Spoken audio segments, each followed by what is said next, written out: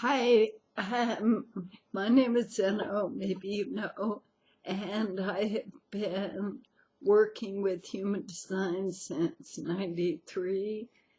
It's now my task or my wish that I set the record straight that we have sort of an issue that Ra needed to create something he could copyright and therefore own it privately.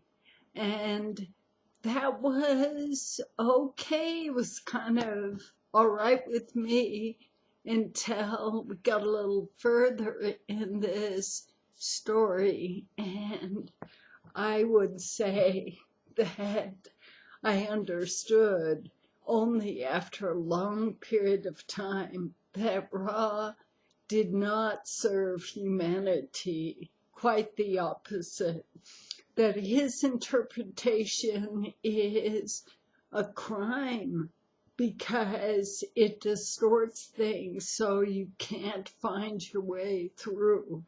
And that is the main thing I want to review.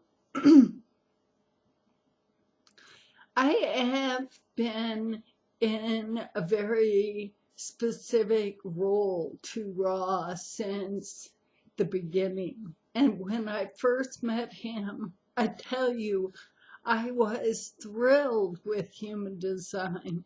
And I was thrilled with having Ra come. He asked if he could, but he finally got to our house, and then Chaitanya and I sat and went, holy shit, who is this? But it was really only years later that we understood how right that first impression was. He was a very dangerous guy. And Chaitanya and I both agreed that learning human design was worth it, that we could handle it. And I would say we went through our process with him and got to that point that we had done all of his classes, promoted them, and then I told him in the beginning of '99 that all of the classes we taught and everything that he was encouraging us to do didn't work, and therefore we had to start over. So Ra just waved me off, don't worry, I'll take care. And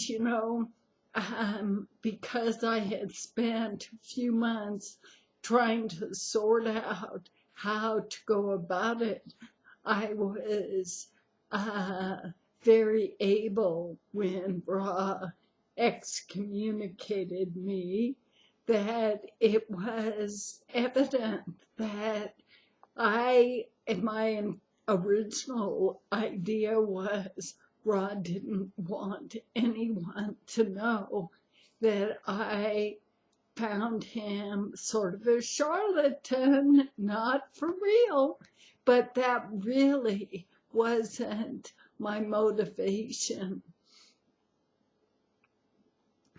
He had slandered me against other students because it was obvious that he had to make sure that no one had any respect left for me. So he would accuse me, and easily he used half-truth. And that is the easiest way to ruin somebody, by saying something that is partially true, but the meaning gets distorted.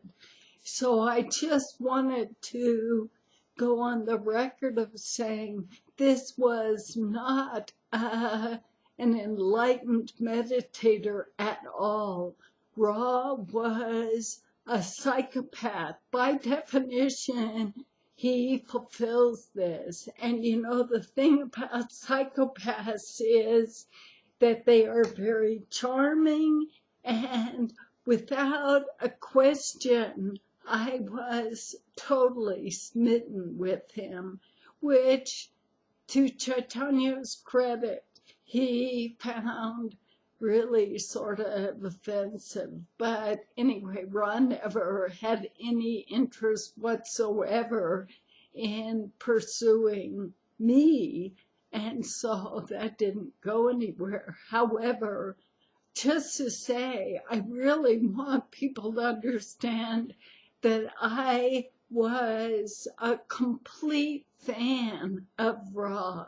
I was not his enemy, but at that juncture, and it happened for several years previously, we wanted to helped Ra with bringing human design to the world. And he had written this book, Human Design System, and that came with the Rave Ephemeris. So we ordered classes organized for Ra, and over the time, for the second year, that means year 1, 93, we did a couple of classes. Year 2, we were going to do more classes, and Chaitanya was going to drive Ra in the western part of the country. And at that time in 93, before Ra went home, we talked about Chaitanya doing Ra's book, the White Book. And so Chaitanya was working very hard because for him it wasn't understandable. So he ended up developing these graphic components, and this is 94 now. Chaitanya is hard at work doing this. He worked all summer. Ra came then at the end of the summer, or a little later, October, and said, "Oh, I can't pay." And so, no problem. That work then was Chaitanya's. I mean, no problem is sort of much said. But it was clear that our goal to Ra was to help Ra so that Ra would own it, and not that Chaitanya would own it, but Ra couldn't pay. And so Ra not being able to pay was a very central issue with us. It was clear Ra wanted to get everything for free, you know, that he just wanted to be paid and supported himself. It was not that he wanted to pay or support other people. Anyway, so that was sort of an issue, and Chaitanya put that image file together, and Ra then, in looking at it, "Oh, great," Chaitanya said, "put my name on it, Ra Uruhu." And months after, weeks after Ra left, and then Chaitanya said, "Why should I put Ra's name on this? It's mine." And this really is quite central to the understanding of who Ra is and was. Anyway, our process of getting slandered and slammed by Ra would take more years. And so the first thing that happened in 99 was that Ra finished whatever class we had organized, and then he left for Mary and Vinegar, Patti Pata, and she, Patti Pata, generous person that she is, had much more resource or money than I had or we had. So I heard from the helper that Marianne had that Ra started that Slander, and Ra told them that I was awful to the kids and I was not generous and that I took his royalties and didn't pay him. You know, I think I have another video. What was that slander? But I just repeated as a preface to this story that me not paying Ra his royalties in that year was related to me borrowing the money to pay myself back my huge tax bill, my credit card that I loaned Ra, and I had to pay back that rental car for Ambuja, the wife. And so I borrowed this money, and therefore, the thing that you have to realize is Ra signed off on that note. He agreed. And of course, I thought, oh, great, he agreed. And no problem. But in fact, I was going to pay and pay and pay. Anyway, so Ra left, and one of the places that he was going to go would be to Eleanor Hasselportner, who lived in lives in Pacific Palisades, and once again a wealthy woman. So Ra had his eye on collaborating with her, and so he went to her house and did all kinds of work with the husband Marvin's patients. He was some kind of allergist or something. Anyway, a doctor in Pacific Palisades, Santa Monica, not poor. Anyway, so he had the charts of all these people. Ra did sessions and said, oh, well, try that, try this other thing. And you talk to Eleanor about it, and Eleanor would say, this is her own, he must be a charlatan realization that nothing worked. And the next thing was Ra wanted Eleanor, who had a PhD in psychology, wanted her to do a statistical analysis. And she said, okay, let's do it. You pay half, I pay half. And Ra agreed. That is very central to this story. But he would blow her off and wouldn't pay her back.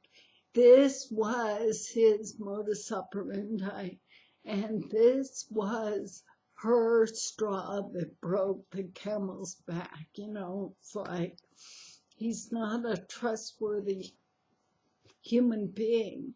Anyway, so that was the breakup with Eleanor. But prior to that breakup, Eleanor had written me, and she wrote me, it was May 99, and she wrote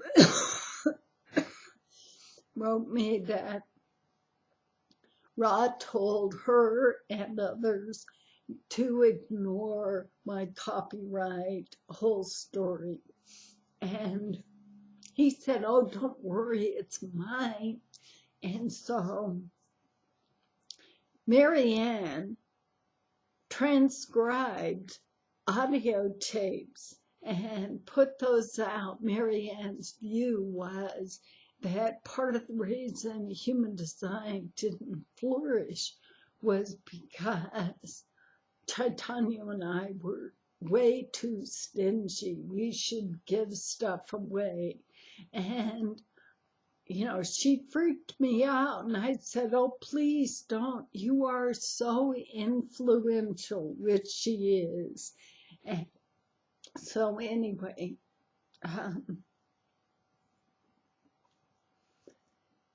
she transcribed those, and Eleanor wrote me about it.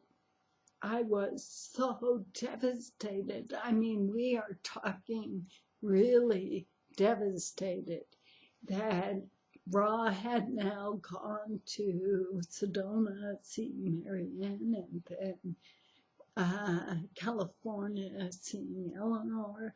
And Eleanor then is updating me as to Ra's attitude about me.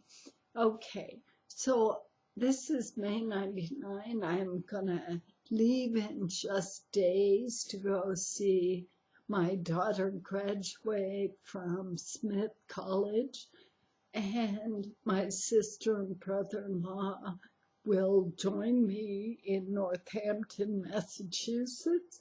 So instead of being happy, yippee, my daughter graduated, I was just a basket case. I cried the whole weekend. I was so destroyed by Eleanor's revelations. Anyway, it was quite difficult. I cried. Anyway, then I took 3 months to recover, and then wrote Eleanor a letter and saying, oh, well, thank you for writing. It's hard when Ra tells you one thing and means something else. Anyway, I faxed that reply to her in early August, and within minutes of having sent that fax, I get an email from Ra just blasting me. Just, how dare you say I speak with a forked tongue? Don't ever accuse me of this.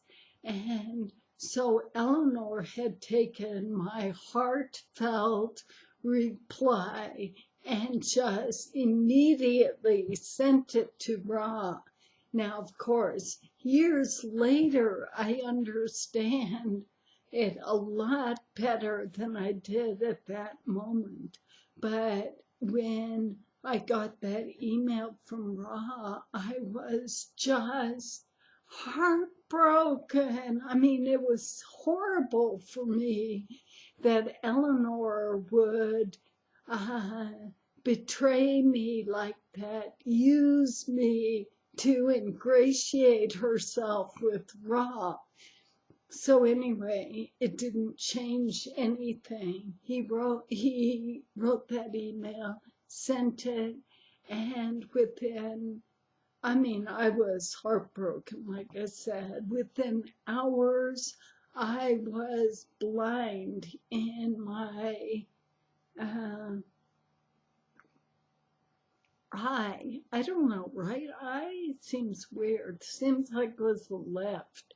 But anyway, I had a case of optic neuritis, and so that was triggered from the stress that whole year to keep it together and just to have this thing fall apart on me. Ra had advised me that he would destroy me, and I was, that's not going to happen. I'm going to be okay. And look, I would just want to say for the record that it doesn't really much matter whether that was what he did in cursing me or not. But I got optic neuritis, and that was a symptom of MS. And so I began a kind of longer journey of being debilitated by MS, myasthenia gravis, and Hashimoto's, thyroid issues, and autoimmune issues. So it sort of ended up being my life that rather than celebrating the life I had, sort of a rough time because I was so much of a pariah. I would argue with people, don't believe that crap, and I would wear myself out with these disagreements about what Ra was doing. But in fact, although Ra did kill Jürgen, not actually, but Jürgen ended up with just such a heartbreak that he didn't recover. And when that happened, I said to myself, I don't want him to also kill me. So, I mean, I've been resisting for some years, but I am now very far down that road of being broken down.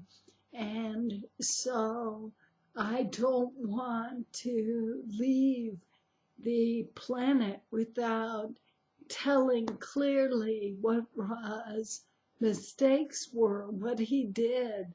And just to say before I close up and start a new one, Ra was no friend of humanity.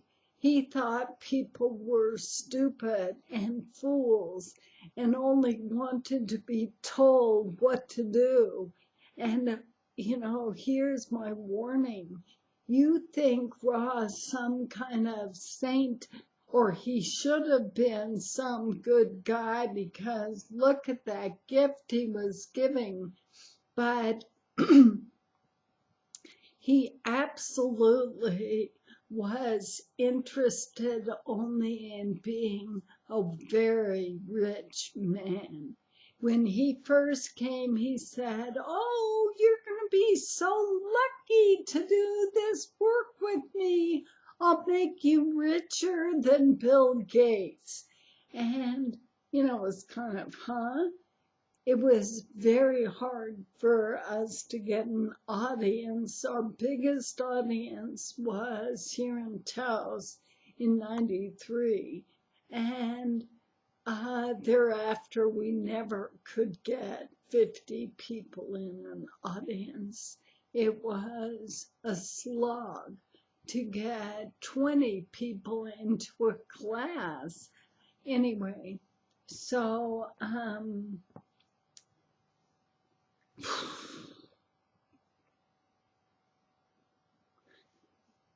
Ra, anyway, had this theory that he could write this raving and do the interpretation, and it would be easy for everybody else following because they didn't have to learn any of the elements of the synthesis. They didn't have to learn the Qing or astrology or chakras or Kabbalah. No, Ra already did all the hard work, he said.